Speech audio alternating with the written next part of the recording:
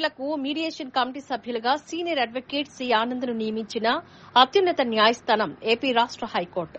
ఈ మేరకు జిల్లా secondary additional judge P J. Sudha Adoni senior advocate C Anand కు ఆదోని న్యాయస్థానంలో మీడియేషన్ కమిటీ సభ్యుల నియామక పత్రాన్ని అందించారు. ఈ సందర్భంగా ఆదోని అడ్వకేట్లను అభినందించారు.